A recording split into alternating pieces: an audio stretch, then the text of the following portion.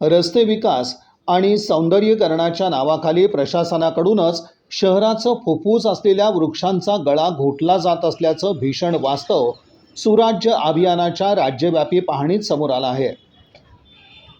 NGTनं 21 मे 2025 रोजी दिलेल्या आदेशानुसार नागरी भागातील रस्ते किंवा फुटपाथ बांधताना वृक्षाभोवतीचा भाग कॉन्क्रीटमुक्त ठेवणं हे सर्व स्थानिक स्वराज्य संस्थांवर कायदेशीर बंधन आहे. परंतु सोलापूर शहरात कायद्याचं सरळ उल्लंघन करून झाडांच्या बुंध्यापर्यंत कॉन्क्रीट ओतलं गेलं आहे. गंभीर म्हणजे महानगरपालिका, पोलीस आयुक्तालयासमोरील रस्ता अशा अनेक शासकीय कार्यालयासमोरच झाडांचा गळा दाबला गेला आहे. या झाडांना वाचवणार कोण, असा रोखठोक प्रश्न सुराज्य अभियानाचे सोलापूर समन्वयक दत्तात्रय पिसे यांनी जागतिक वसुंधरा दिनानिमित्त पत्रकार संघ इथं झालेल्या पत्रकार परिषदेत उपस्थित केला. यावेळी हिंदू जनजागृती समितीचे राजन बुणगे, अधिवक्ता सतीश गाजूल, वृक्षप्रेमी जयंत होले पाटील उपस्थित होते. किंवा काही कॉन्क्रिटीकरण केलं जातं तेव्हा झाडाच्या भोवती काटोकाट पेविंग ब्लॉक किंवा सिमेंट भरलं जातं, कॉन्क्रिटीकरण केलं जातं. वस्तुतः यामुळं अभ्यास असं सांगतो की यामुळं झाडांचा सावकाशपणे ही मृत्यू होतो. म्हणजे ही कॉन्क्रिटीकरण करणं ही एक प्रकारची हत्याच आहे.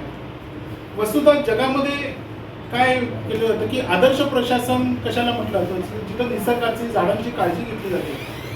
आणि भारतामध्ये सुद्धा दिल्लीसारख्या ठिकाणी तर त्यांनी एक वेगळी कार्यप्रणालीच केलेली आहे की 24 तास तक्रार करा, असं कुठं जर झालं असेल झाडांची काळजी घ्या. मग असं असताना मग सोलापूर मागं का कॉन्क्रिटीकरणामुळं जी शहरं तप्त होत आहेत, या तप्त होण्याच्या प्रक्रियेला अर्बन हीट लँड इफेक्ट म्हणतात. तापमानात आपण नेहमी बघतो, आपणच म्हणतो की पूर्वी अनेक वर्षामध्ये इतकं तापमान नसायचं. मग याच्यावर उत्तर एकच आहे की झाडं जगणं, झाडं लावणं. झाडं लावण्याचा भाग होत असतो, पण झाडं जगवणं पण महत्त्वाचं आहे. कारण एक 20 वर्षाचं, 30-50 वर्षाचं झाड जेवढ्या प्रमाणामध्ये कार्य करतं तेवढं लहान लहान रोपं कार्य करू शकत नाहीत ना. त्यामुळं आम्ही जेव्हा सुराज्य अभियानाच्या माध्यमातून देखरेख निरीक्षण केलं तर सोलापूरमध्ये आपलं महापालिका असू दे, CP ऑफिसच्या समोरचा रस्ता असू दे, जी महत्त्वाची रस्ते आहेत त्यापैकी 80-90% ठिकाणी जी झाडं आहेत ना ती पूर्णपणे कॉन्क्रीटनं पॅकेज केलेली आहेत.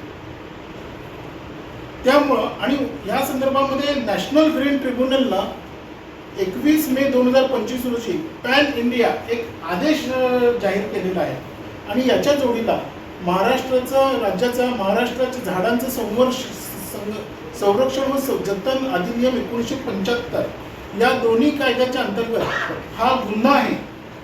आणि संबंधित जे कोणी जबाबदार असतील त्यांनी स्वखर्चानं ते व्यवस्थित केलं पाहिजे. म्हणजे NGTने तर स्पष्ट सांगितलं की प्रत्येक झाडाभोवती 1 मीटर त्रिज्या ही रिकामी ठेवली पाहिजे. मग चौकन ठेवा, गोल ठेवा, जेणेकरून त्या झाडाचं संवर्धन होणं आवश्यक आहे. म्हणजे कायद्याप्रमाणे हे कॉन्क्रिटीकरण हा गुन्हा आहे. तर सुराज्य अभियानाच्या माध्यमातून आम्ही मागणी करीत आहोत की 7 दिवसाच्या आत महापालिकेनं संबंधित जे कोणी खातेदार असतील त्यांनी हे रिपेरी करावं, त्या व्यक्तीकडून ते करावं. अन्यथा आम्ही या संदर्भात कायदेशीर कारवाई होण्याची प्रक्रिया चालू करू आणि नॅशनल ग्रीन ट्रिब्युनलकडे त्यांच्या आदेशाचं अवमानना झालेली आहे त्याच्याबद्दलची आम्ही तक्रार करण्याचा आम्ही निर्धार केलेला आहे. आणि सर्व नागरिकांनी या संदर्भात सुराज्य अभियानामध्ये या मोहिमेच्या अंतर्गत सहभागी व्हावं असं आम्ही आवाहन करतो. आणि आपण पत्रकार मंडळींनी पण हा विषय सर्वांपर्यंत पोहोचवावा, संबंधित अधिकाऱ्यांपर्यंत पोहोचवावा अशी आपल्या सर्वांना मी विनंती करतो. शहर जे आहे आपलं शहर स्मार्ट सिटी म्हणून जेव्हा स्मार्ट सिटीत गेलं होतं तर त्याच्या स्मार्ट सिटीची संकल्पना किंवा जुने जे पण वृक्षारोपण झालेले आहे साधारण 20 ते 25 फुटाच्या अंतरावर एक झाड आहे. तर याप्रमाणे आपल्याला जे काही आपलं शहराचा परिघ आहे 7 किलोमीटरचा आपला परिघ आहे, या 7 किलोमीटरच्या सराउंडमध्ये असे अनेक वृक्ष आहेत. परंतु काय होत चाललं आहे की दिवसेंदिवस जिथेही आता काम निघत आहे, तुम्ही आता बऱ्याच ठिकाणी प्रत्येक गल्लीमुळे मोठमोठे बोर्ड बघत असाल की हा 20 लाखाचा रस्ता केला आहे, 25 लाखाचा केला, 50 लाखाचा केला आहे आणि एंड टू एंड करत आहेत. याच्यामध्ये 2 प्रॉब्लेम आहेत. एक तर वृक्ष मरत आहेत, दुसरा विभाग की पावसाचं पाणी निचरा होत नाही. आज आपण म्हणतो की नदी नाले होऊन चाललेत. का चाललेत? आज आपल्या तिथे जिथे पाण्याचा आधी निचरा व्हायचा. म्हणजे 20 फुटाचा रस्ता आहे तर तिथे प्लॅनिंग करताना तो 15 फुटाचा केला जायचा आणि 48 फूट दोन्ही साईडनी सर्व्हिस लाईन्स किंवा याच्यासाठी सोडलं जायचं आणि पाण्यासाठी सोडलं जायचं.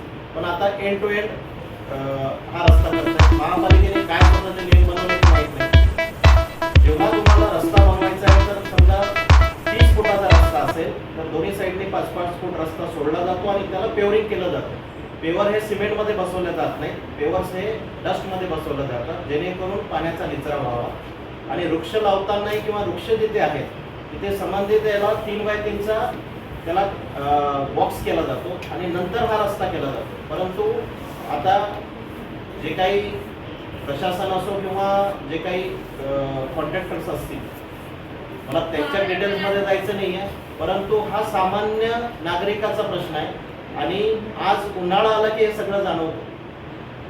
प्रत्येकाला वाटतं की वृक्ष असावं, पण ह्याची काळजी कोणी घेत नाही. आज ह्या सगळे वृक्ष लावताना किंवा वृक्ष संगोपन करताना किती त्रास होतो हे आम्हाला माहिती आहे. आज आम्ही 7-7 वर्ष टँकरने पाणी टाकलंय स्वतःच्या स्वखर्चाने आणि वृक्ष जगवलेले, परंतु आज कॉन्क्रिटीकरण झाल्याने ते वृक्ष मरत आहेत. आणि दुसरा याच्यातून आणखी एक काही ठिकाणी असं बघितलं गेलं दादा की वृक्षाची जर ताकद वाढली तर रस्ता खराब होतो. कारण त्याचे जेव्हा मुळं वाढतात तर रस्ता तो क्रॅक करतो. म्हणजे दोन्हीकडून नुकसान आहे. आज फक्त 1 दिवसाच्या आधी जर कॉन्ट्रॅक्टरनी ते 3x3चे विटानी म्हणा किंवा आजकाल कॉन्क्रीटचे रेडी 3x3च्या फ्रेम मिळतात ते जर लावून काम केलं तर हा सगळा जो काही विषय आहे आणि हा प्रॉब्लेम त्याच्यातून सॉल्व्ह होतील असं मला वाटतं. त्याच्यात जाणकार अधिकारी आहेत किंवा महापालिकेचे मोठे अधिकारी असतील त्यांनी त्यावर शहर सुंदरीकरण करताना हे कसं करता येईल हे जबाबदारी आहे. आणि आज प्रत्येक व्यक्ती टॅक्स भरतो. आज आम्ही जेव्हा एखादी बिल्डिंग डेव्हलप करतो तर कोट्यवधी रुपये भरतो. मग हा पैशाचा वापर पण व्यवस्थित व्हायला पाहिजे. आणि रस्ते करताना दोन्ही साईडने सोडून जर रस्ते केले तर भविष्यात पाण्याचा सुद्धा जो प्रश्न आहे आणि रेन वॉटर हार्वेस्टिंग किंवा पावसाचे पाणी हे पण त्यातून सॉल्व्ह होईल.